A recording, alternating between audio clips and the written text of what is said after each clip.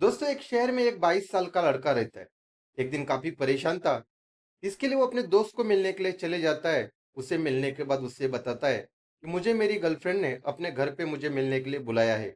उसके बाद उसका दोस्त उसे बोलता है, ये तो काफी अच्छी बात है कि तुम्हें तुम्हारी गर्लफ्रेंड ने घर पे बुलाया है। उसके बाद वो लड़का अपने दोस्त को बोलता है कि मिलने के बाद हम लोग संबंध भी बनाने वाले हैं, लेकिन आज के पहले मैंने किसी लड़की के साथ संबंध नहीं बनाए। इसके लिए मुझे डर लग रहा है कि मैं संबंध बना पाऊंगा या नहीं पाऊंगा।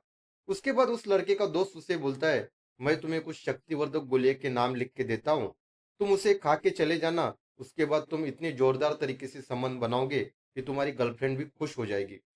उसके बाद वो लड़का मेडिकल से वो गोलियां ले लेता है और अपने गर्लफ्रेंड के घर पहुंचता है। वहां पहुंचने के बाद वो शक्तिवर्धक गोलियां खा लेता है। उसके बाद करीब 9 बजे के आसपास वो अपने गर्लफ्रेंड के साथ संबंध बनाने लगता है, लेकिन संबंध बनाने के दौरान ही उसकी गर्लफ्रेंड की मौत हो जाती है। उसके बाद उस घटना से वो काफी डर जाता है और वहां से अपनी गर्लफ्रेंड को उसी हालत में छोड़कर वहां से भाग जाता है। उसके बाद ये खबर पूरी शहर में फैल जाती है और हर तरफ हड़कंप मच जाता है। दोस्तों, इस कहानी से आपको काफी कुछ सीखने के लिए मिलेगा। इसके लिए ये कहानी आप आखिर तक सुनिए। दोस्तों, अगर आपने अब तक हमारे यूट्यूब चैनल भाव की बात को सब्सक्राइब नहीं किया तो प्लीज चैनल को सब्सक्राइब कर लीजिए, क्योंकि आपके सब्सक्राइब करने से हमें नई नई सच्ची कहानी आप तक पहुंचाने में काफी खुशी होती है। तो ये सच्ची कहानी है उत्तर प्रदेश का एक जिला है कानपुर। उसी जिले में एक थाना पड़ता है शिवराजपुर। दोस्तों, ये घटना वही घटित हुई थी। दोस्तों, वहां पे एक परिवार किसी की शादी समारोह से जब अपने घर लौटता है तो वहां देखता है कि उस घर का दरवाजा खुला है। उसी घर के कमरे में उसी परिवार की एक लड़की अपने बेड के ऊपर निर्वस्त्र होकर पड़ी हुई है। उस लड़की को इतनी भी खबर नहीं थी कि उसके घर का दरवाजा खुला है और उसे इस हालत में अगर किसी ने देख लिया तो उसके साथ क्या हो सकता है। लेकिन जब उस घर के सदस्य उस लड़की के कमरे में आते हैं तो वो देखकर हैरान हो जाते हैं कि उस लड़की ने अपने शरीर पे एक भी कपड़ा नहीं पहना है और इतनी गहरी नींद में आखिर वो कैसे सो सकती है। उसके बाद उस घर की कुछ औरतें आगे आती है और जब उस लड़की की चेकिंग की जाती है तो उन औरतों को पता चलता है कि वो लड़की अब इस दुनिया में नहीं रही। उसके बाद पूरे परिवार को यह पता चलता है कि उस परिवार की लड़की के साथ कुछ न कुछ रात में गलत हो गया। इसके बाद पूरी घटना की खबर पूरे इलाके में फैल जाती है और ये जानकारी जब पुलिस को मिलती है तो पुलिस भी घटनास्थल पे पहुंचती है।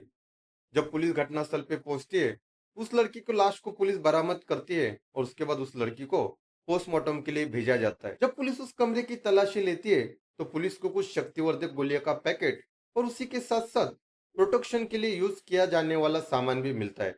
उसके बाद पुलिस को साफ पता चलता है कि उस लड़की के साथ शारीरिक संबंध बनाए गए थे। अब उस लड़की के मर्जी से बनाए गए थे या उस लड़की के मर्जी के खिलाफ बनाए गए थे, अब यह सवाल पुलिस के सामने खड़ा था। इसके बाद पुलिस जब परिवार वालों से पूछताछ करती है तो पुलिस को यह पता चलता है कि यह लड़की 12 क्लास की छात्रा थी, लेकिन उस लड़की का किसी के साथ भी अफेयर के चर्चे परिवार वालों को पता नहीं थे। उसके बाद जब पुलिस उस लड़की का मोबाइल डाटा निकालती है, सीडीआर डाटा निकालती है, तो पुलिस के सामने कई चौंकाने वाले सच सामने आ जाते हैं। तभी पुलिस को पता चलता है कि कानपुर से 20 किलोमीटर एक गांव है जिसका नाम नेवादा है। उसी नेवादा गांव का एक लड़का है कुलदीप कुमार। उसी लड़के से अक्सर इस लड़की की बातचीत होती थी। पुलिस को यह भी पता चलता है कि उस दिन भी ये लड़की और कुलदीप के बीच में बातचीत हुई थी और कुलदीप का मोबाइल लोकेशन भी इस लड़की के घर का ही दिखा रहा था।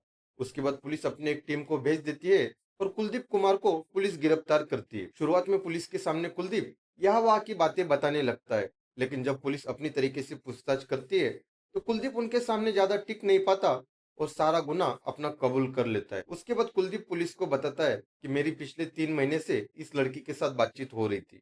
हम दोनों की फेसबुक पे फ्रेंडशिप हो गई थी। उसके बाद कई बार हम लोग कॉलेज के बहाने एक दूसरे से मिला करते थे। मैं उससे एक दिन बोलता हूँ कि मुझे तुमसे पर्सनली मिलना है, लेकिन हम दोनों को कभी मौका नहीं मिल रहा था।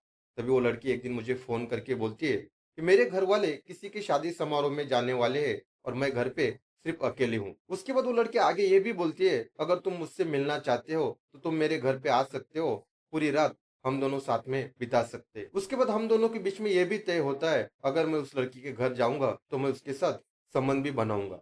उसके बाद वो लड़की भी इस बात के लिए राजी हो जाती है, लेकिन मैंने आज से पहले किसी भी लड़की के साथ संबंध नहीं बनाया था। इसके लिए मुझे अपने आप पे भरोसा नहीं हो रहा था कि मैं संबंध बना पाऊंगा या नहीं बना पाऊंगा। तभी मैं अपने दोस्त के पास जाता हूँ और उसकी इसके लिए राय लेता हूँ, तो वो मुझे कुछ शक्तिवर्धक गोलियों के नाम लिख के देता है।